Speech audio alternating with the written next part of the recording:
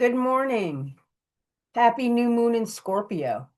It was this morning at 1:47 a.m. on the East Coast.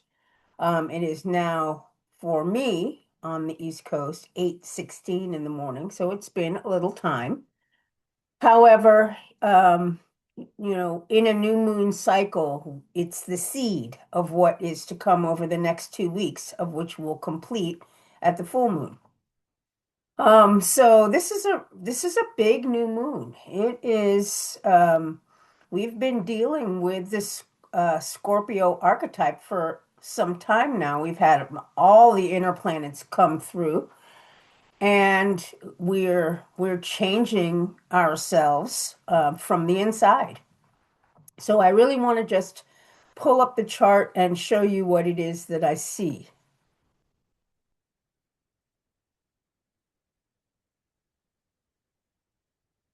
All right. So as you can see, we have this conglomeration of inner planets still in Scorpio. Mars was the first planet to go through Scorpio. I believe it was at the eclipse that it was at 0 degrees. Maybe it was Mercury that was at zero and Mars at 10. I think that is more how it was. But in any case, we have been we've been working on diving in deep to the self, particularly the full moon in Taurus, which was this last moon cycle, where we were integrating into ourselves this shadowy parts of ourselves. These parts are parts of us that we haven't want to deal with. They've been uncomfortable. They may be taboo.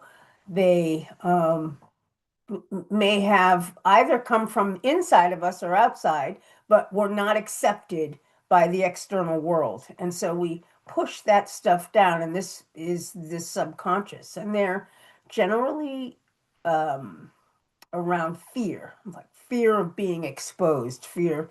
And so this whole journey through Scorpio has been about uncovering, pulling back the skin so that we can see what is deep down within our being that causes us fear. And bringing these fears and these things that have been driving us unconsciously because it's down in the subconscious, they just, because we don't look at them and see them. They just are running ourselves.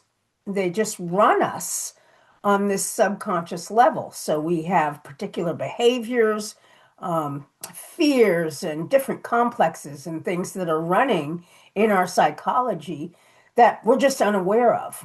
We're aware of the result, but it requires us to look deep. And so here we are having looked at some of the stuff that's been in there and brought it to the surface. And when we can bring it to the surface and literally use this Piscean archetype, so we have over here, which is in a trine to this whole conglomeration, 29 degrees Pisces, the Neptune and the Saturn at 25, they're in a trine to this new moon. And so what's happening is it's as we bring these things to the surface, they get dissolved. It makes it easier. We can integrate and dissolve these energies. And so it's it's like dissolving the fear, but really incorporating in ourselves a wholeness. Pisces, it's been separated out because it wasn't acceptable. So now with this new moon, we are in this place where we are beginning a new cycle of this Scorpio archetype. Whoops, sorry about that. Let's pull that back off. Uh-oh. I don't know what just happened, but I'll try to fix it. Oh no.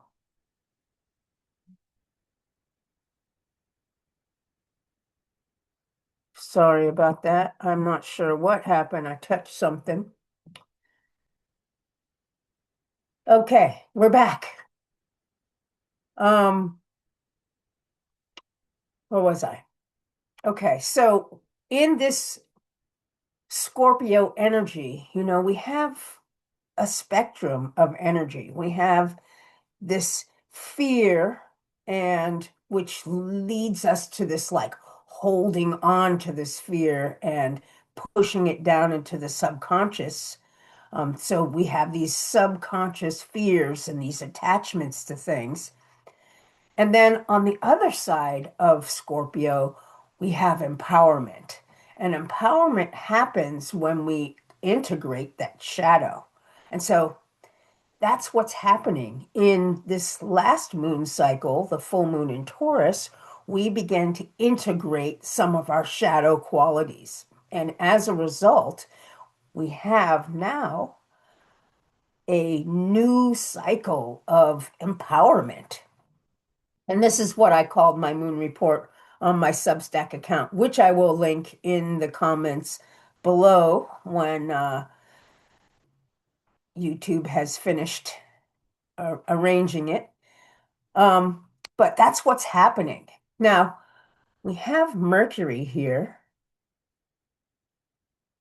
Mercury is in what they call the Cazimi, which is 17 minutes from the sun. And in this energy, this Mercury energy is really empowered. And so what's happened is Mercury has moved all the way into Sagittarius. I believe at 6 degrees Sag, it became retrograde, and has been moving back. So Sagittarius is about moving from the depths of Scorpio into this supposing about the unknown, out and beyond where we are. And Sagittarius is ruled by the planet Jupiter.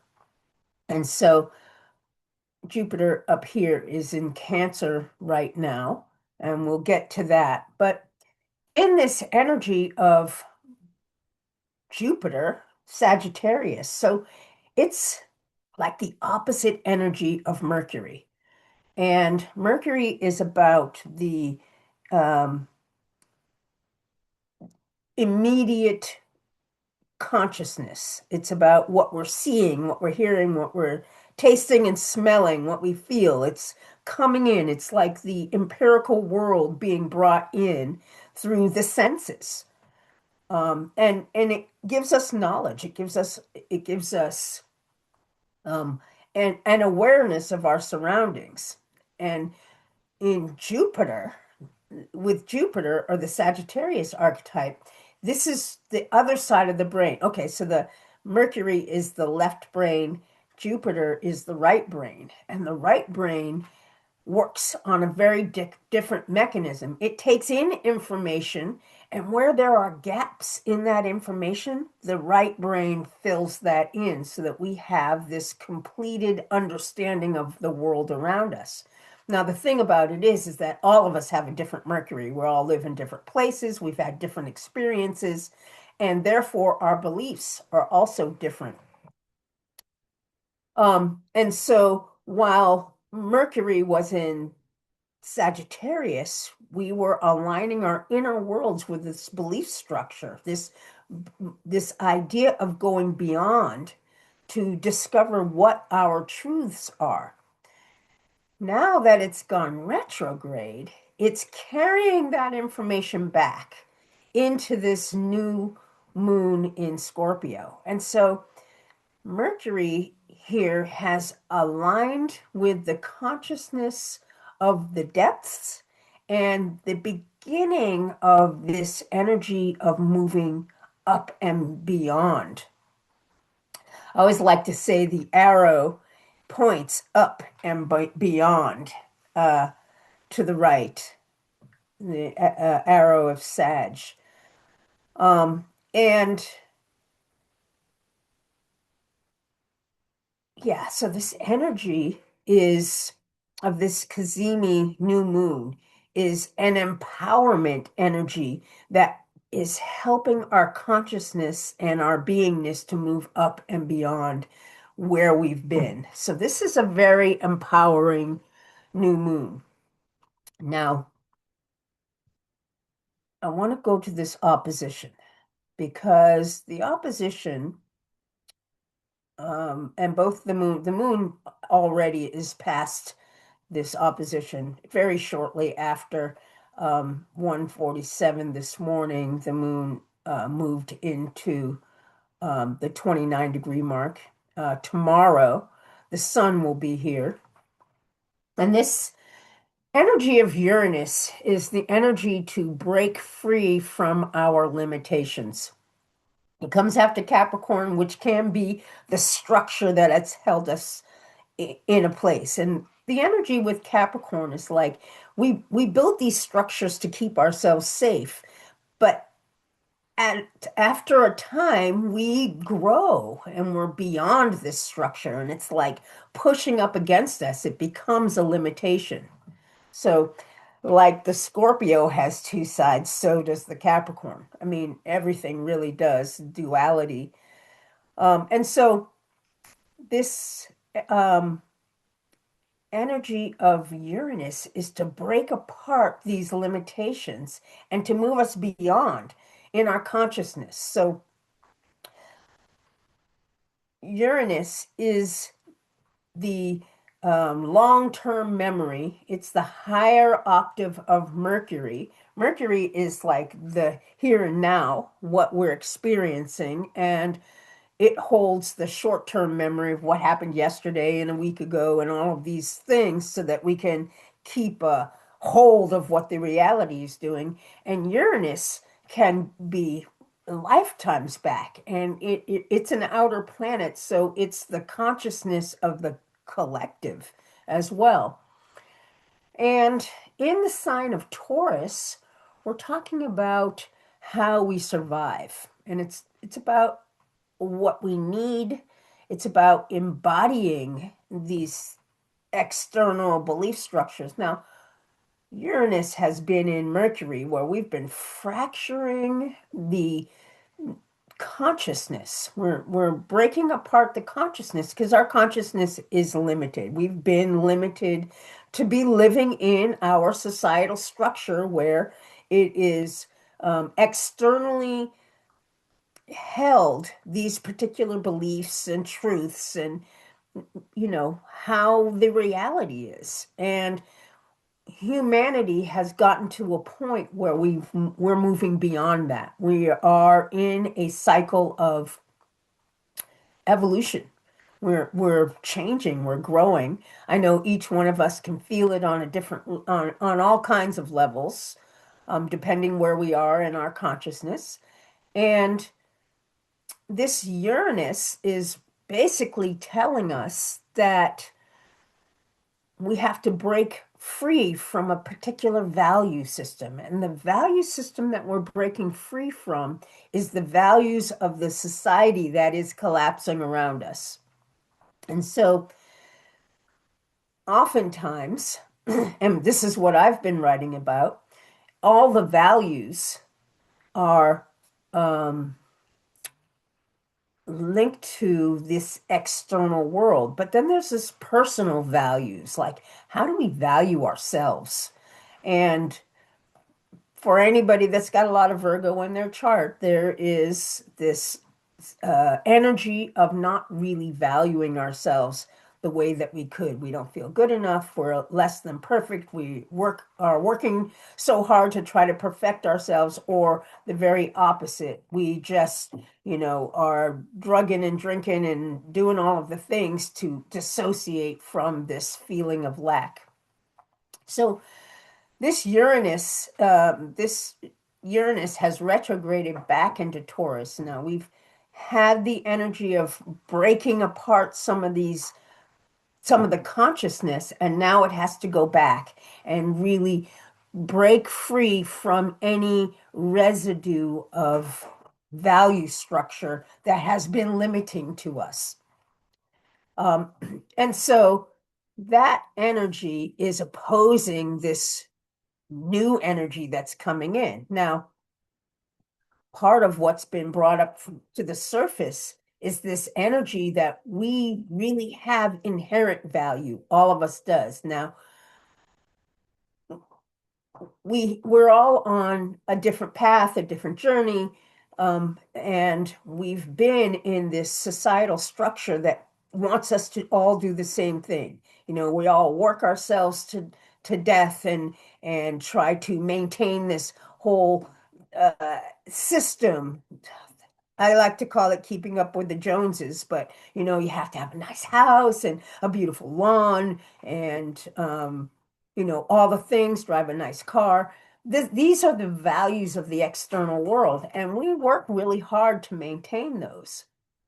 But what is our inherent value? What did we come in to this lifetime to live? And a lot of that has been pushed down underneath the surface because we've had to maintain this external values. This is part of what's coming up to the surface. This is part of the Sagittarius energy, which says we have to move beyond this energy pattern. And so, um, yeah, we're integrating now the fracturing of this value system to really value ourselves as whole human beings with our shadow parts and all of that. We can come into acceptance, forgiveness, um, self-love, and universal love. As we change the inner self, the outer self, because it's a mere reflection, the outer world will also change. And this happens individually because you can't have the collective isn't going to change first. Each individual has to make the step, and each individual makes up the collective. So as each of us begins to reclaim who we are and really move beyond this energy, we are healing ourselves and healing the external. So ultimately, we're talking about um, Pluto in Aquarius, and Pluto in Aquarius is the bottom line. Pluto is the bottom line. It is the evolution. And this is like Pluto is that Scorpio archetype. So there, this signature suggests that there are some emotional limitations to being our individual selves. And we are going through a 19-year cycle of really reclaiming that. Now, the way Pluto works, the way really all the planets work, is the direction of evolution is the opposition. We're on one side, and if we can integrate the opposition, we we create a wholeness. And so, or balance, homeostasis. And so what's happening on the opposing side is Leo. And Leo represents our true self, our inner child, our heart. It's about love and passion and creation and what it is that our purpose is, our authenticity. And so this Pluto in Aquarius has come in to break us free because Aquarius is the Uranus, and Uranus are the same archetype from this I like to call it a shadow self, this person that we have become because a lot of our personality and who we truly are has been pushed down beneath the surface, this energy over here. And so this is the bottom line. We've come to do this energy of discovering who we truly are. Let's talk about Chiron. Chiron is in Aries. Aries is this energy of discovering who we are, discovering our individuality, discovering through this trial and error. We try things out. Do we like that? No, we don't like that one. Oh, but I really do like to do this. And this is how we discover who we are. And the Chiron is the wounded healer. There's a wound that has been in the collective where we're all afraid to be ourselves. I mean, looking back through history, they have the external world in an effort to control has done things to create fear because fear, Scorpio, is this biggest emotion, the opposite of love, but it's the biggest emotion that keeps people stuck. And so, as we bring these fears to the surface and transmute them through love, we become more whole, Pisces. And so, the energy, this square between Pluto and Chiron, is really saying that we want to um, take that step and make that change of just being our true selves. Not worry what anybody else thinks about it, just be ourselves. And this is the journey that we're all on. I do want to talk about let's talk about the nodes. So the nodal axis is the emotional growth, the emotional growth of each of us. We're talking about the collective here in a transit chart. And so we've been working through the Pisces Virgo axis for since I want to say January. Yes. Um, and since January of last year. Um, and it will change into Aquarius in Leo in July of this year because it's an 18-month cycle. Um, we're here at the point where the nodes have reached the midpoint. And when I look at the decans, so the first decan of Pisces is Pisces, the second decan of Pisces is Cancer, the third decan is Scorpio. So we're in the Cancer archetype here. This is about ourselves. This is about the North Node is asking us to really move into our bodies, into ourselves, to really feel what's happening. Our identity, North Node of the Moon, the future identity, is in the place where it's beginning to move into itself.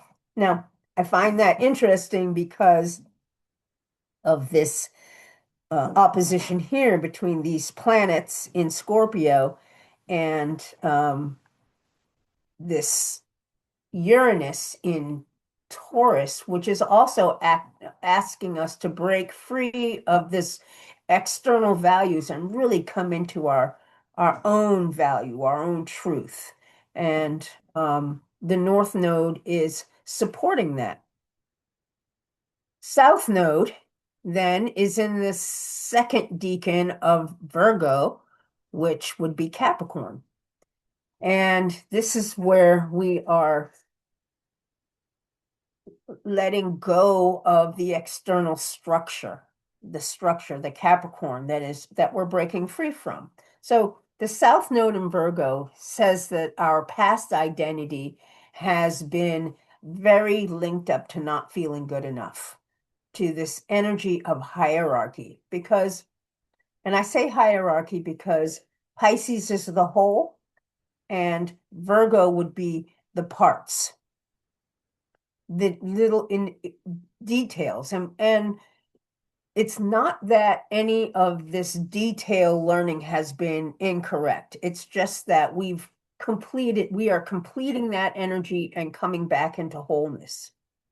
And so, where we have, and I said earlier about the Virgo archetype, many of us that carry a lot of that Virgo, which is me, um, there's this energy where we're just not feeling good enough, and where um, we we're leaving that energy behind, and we're really beginning to empower who we are and what's happening. We have a square between Mars and the South Node. So we're moving beyond this energy of, and we have to choose it. It's a square. This first quarter square, anytime you have a square, it's a growth curve. It's like you have to step into um, making a choice to act differently, to act beyond the limitations that we've had. This is this energy, and this it's a matter of self-acceptance, and it's a matter of trusting in ourselves. And I think a lot of this energy is leading to this um, ability to trust. So I'm going to jump right across over here to Jupiter. Jupiter is really important in this chart. One, it's part of this grand water trine that's linking the Scorpio, the Cancer, and the Pisces together. This water trine is the emotional intelligence uh, coming to fruition for all of us. And Jupiter, like I said, was the right brain. This is like the flowy part of the brain. This is the part of the brain that fills in the gaps between what Mercury can bring in through its senses, what it gathers through the senses. Jupiter links together into an umbrella of understanding, of truth, of this is the energy of cosmology, what we believe in. And we have we have through religions and you know much of our societal structure a belief system that we've been following. And when we have Jupiter retrograde, this is an inward gaze. All retrogrades are an inward gaze. And if you notice, I just want to quickly point out that we have a lot of retrograde planets here because we are, including Mercury, we are coming inward to look at ourselves. Are important. We have a very specific place in this reality. And a lot of that has been submerged, but this is part of this Pluto energy to break free and individuate. I saw a bumper sticker this last weekend, and it said, biodiversity is the, it was like biodiversity is the pointing out that we can all be an individual, something to that effect. And so I've been talking about this biodiversity. This whole world is biodiverse, and it seems like our Capricornian system that is falling apart and will be replaced by a new system. We don't know what that looks like yet because it will come from within each of us. But we've been destroying the biodiversity, and that is not the way of nature. Natural law says biodiversity is the way, and this is what's happening here. This is the opposition. We are really separating our beliefs from the external world and focusing on what's on the internal. Now, while Mercury gathers information from the outside, Jupiter gathers information on the inside. Jupiter is actually the before Neptune was discovered was the ruler of Pisces. It's the secondary ruler of Pisces. And so Jupiter is very linked to the oneness energy and our intuition, which would be the manifestation of Jupiter on the inside, is our part of our internal guidance system. And in the sign of Cancer, what's cancers are like our feeling. It's how we feel. It's our emotional body. It's who we are. It's how we see ourselves. And when we link the feelings and the intuition together, we get this navigation system that can guide us forward. So where we have been guided from the external world and caused to uh, suppress parts of ourselves so that we could fit in, we are actually being led to integrate this internal navigation system. So, those feelings and those sensations that pop up, this inner intuition that tells you, it guides you which way to go. Oh, don't do that, do this. It comes from within. And this is um, a system that has to be developed because we're not really used to that. And so this is part of this water trine. It helps us to empower ourselves through this internal navigation system and the release of the fear. And this is the empowerment that we are all just beginning. I mean, we can't even really see it yet, although I don't know, there's a sensation that I get. It's almost exciting. It's hard to describe, but because I'm seeing this in the chart, I have this idea that I can step forward into this new sense of empowerment. And I'm saying that all of us can actually do that. So, yeah, this is what I see in the chart. I want you to invite you to look at my Substack account. I write every 2 weeks, put out a moon report, new moon, full moon. And it's pretty in depth and it gives the integration of all the planets and how they relate to each other. And I will link that in the um, comments below. I want to thank you all for listening, and I hope that this resonates with you. I do practice evolutionary astrology, and if you're ever interested in having me look at your chart and give you my interpretation of what's going on, both overall in your natal chart or, you know, particular transits that may be difficult and not understanding why things are happening, please reach out. I will link my website in the comments below. Again, happy new moon in Scorpio, and may we all be empowered. Thank you.